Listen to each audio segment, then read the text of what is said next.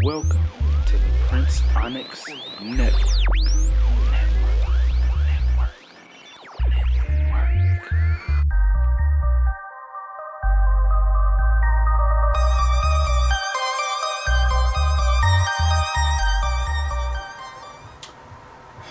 Billy Porter. Can we have an honest discussion? Me and you? So, I don't know if you guys know this, but recently Billy Porter had recorded a video and put it on social media where he was talking about the relationship between the black heterosexual community and the LGBTQ community. I understood where he was coming from as a member of both communities, and for me, honestly, it fell on deaf ears. And really, it was because, his alignment with who he is in a union with the white man. And while, love is love, and people find love in the strangest of places. I get that, so I'm not trying to shame him, but it just seems like, the damage that he has been through the black community, it has pushed him away from the black LGBTQ community, so much so that he had to seek validation and love and acceptance outside of the community. And again, this is definitely a topic that we need to talk about in-house, that we do not need to keep putting out in fucking Front Street, because we're letting everybody know. Again, this is the fucking art of war. This is war that we are going through, a spiritual war, especially spiritual, mental, emotional, metaphysical, physical. It's all of that. And so I feel as though, look, this is a conversation we need to have in-house. We need to stop telling every fucking body our business, because then they take advantage of it, and then it pushes us further away from the goal of unity and unification. And again, what he said was right. There is a fucked up relationship between our communities, and it shouldn't be that way. And then when you put in, when you factor in slavery with, especially down in the Caribbeans, but they did it up here too, with buck breaking of the black men, of the black boys in front of everybody, to show them that, oh, you are my property, you mean nothing, and if I sexually assault you, sodomize you, and you try to go back and you go back to your wife and children, how is she and the children going to see you? They're going to see you as less of a man. And so then you tie that into, how black men are being emasculated because of homosexuality, which is a falsehood. And then you get into the feminization of man, when it's like, people fail to realize, you as a man, you have to have balance. There's the yin and the yang. You have to be tapped into both the feminine properties and qualities within you, as well as the masculine ones. Hell, most men don't even know that, yes, we too, just like women, have a pH balance. We too have a pH balance. That if it's not in check, you end up suffering with all types of issues down the line or early on, depending on when your body decides to finally let you know, hey, ding dong, something's going on up in here, because somebody ain't doing their math right. Again, yes, I'm younger than Billy Porter. I'm 25. He's 50. He's up there, child. He's up there. But it's like, again, for me, his message fell on deaf ears, and I was more inclined to tune him out, because it's just like, okay, you're saying this, but then in your personal life, it's, I call it the Lee Daniels syndrome. Y'all are so far removed from your blackness that, here you are trying to scold the black community, but in the same breath wanting the black community to come together in the same breath. It's like, again, I'm never going to say that, oh, this is not the time for that, because this is the time for everything for us to talk about. We need to talk about everything and really rebuild from this, because with all this stuff that's going on, y'all best believe that we are going to have I will say we are going to have a Reconstruction era 2.0, the Great Depression 2.0.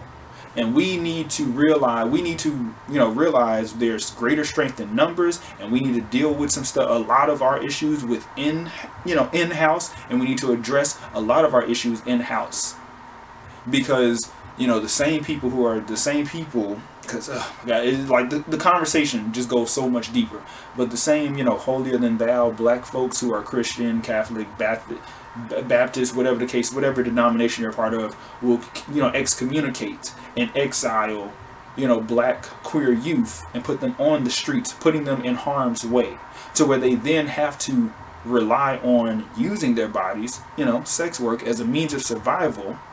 And even with the trauma that they suffer through that, we wonder why we have so many Billy Porters and Lee Daniels walking around, and Todrick Halls walking around, because they've been so scolded and so damaged by us that they had to seek love and validation and acceptance outside of the community. And then when you look into that same community, these are the same whites and non-black people of color who are very anti-black, very racist. They only see us as a fetish. And in his case, he's one of the lucky ones. He's one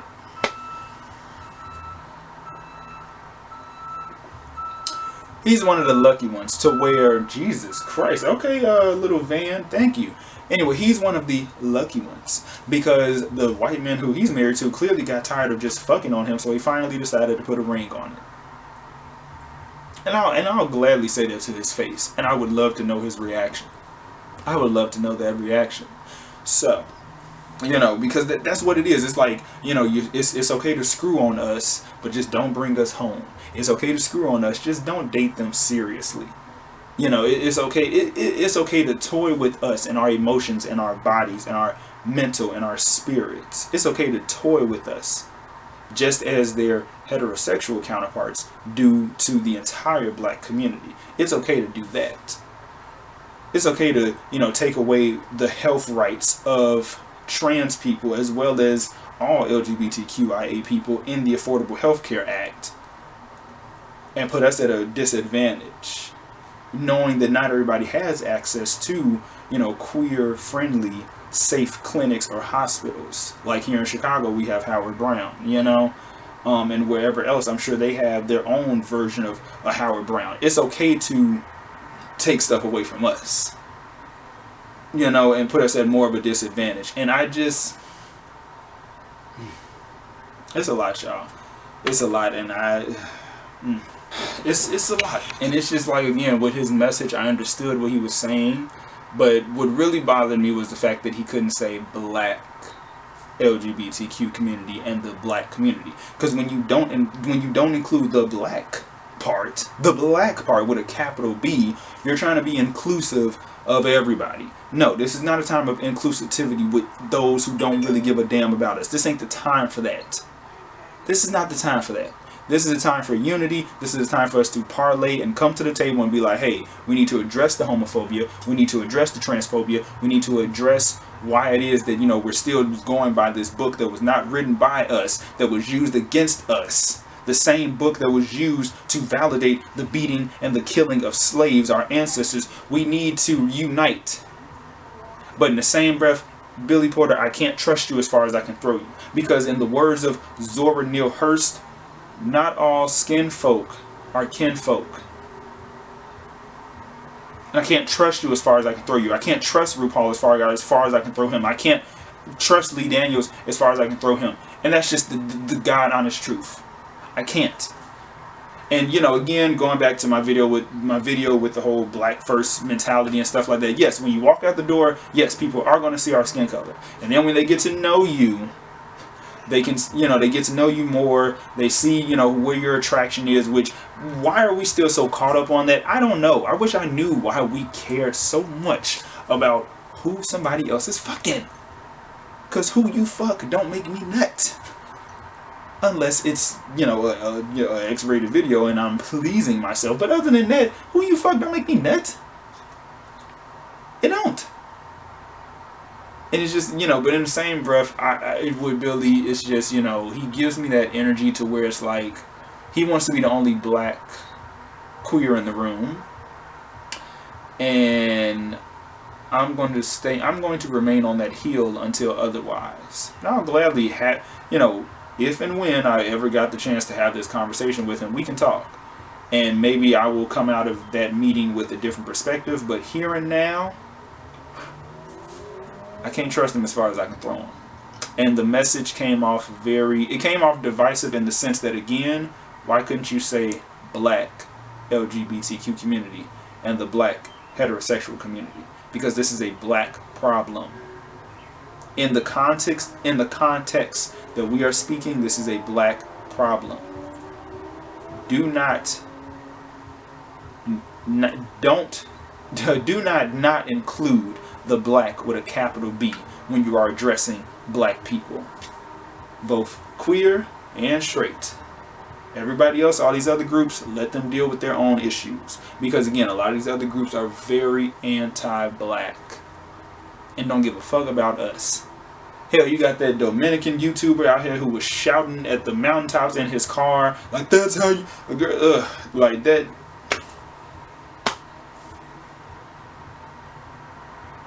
So do you think that the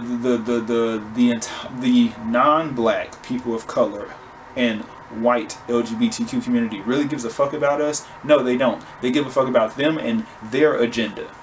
Meanwhile, our main agenda, both as the black LGBTQ community and the heterosexual community, you know what our fucking agenda is? To fucking survive. Fucking survive and thrive. That's what our agenda is. Survive and thrive and be left alone. That's the agenda, really. You know, and to be given our reparations, to be given our reparations because we fucking deserve them by now. So you know what, Billy Porter, I understand your message. It was somewhat received, but it was heavily ignored. And I'll wholeheartedly stand on that hill until somebody tells me otherwise. And I really don't care what people have to say, because I am proud of who I am. There's no internalized homophobia going on in me. That's what y'all need to check on. Is that. Because, I mean, shit, I just came across a tweet that really took me out. I'm like, you know what? Ooh, child, oof. Damn. Wow. I just, you know. Here's what I will say, and I'm going to leave off on this. If you as a black queer person cannot find yourself to be a part of a protest for the next black unarmed person, who most likely is heterosexual, if you can't find yourself to march for them and protest for them, protest for yourself. Protest for your existence. Protest for your uniqueness. Protest for your values, your morals. Protest for your community, your family, your gay family, whomever. Protest for you. Protest against the injustices that are being done against us. Protest for that. If nothing else, protest for that. You don't have to be there for whoever becomes the next fucking hashtag. You don't have to. Protest for yourself, because you are loved, you are worthy, and your life means something. You have value. You're valuable. You're priceless. Know that. And PrinceOnyx is signing off on that note. Welcome to the PrinceOnyx Network.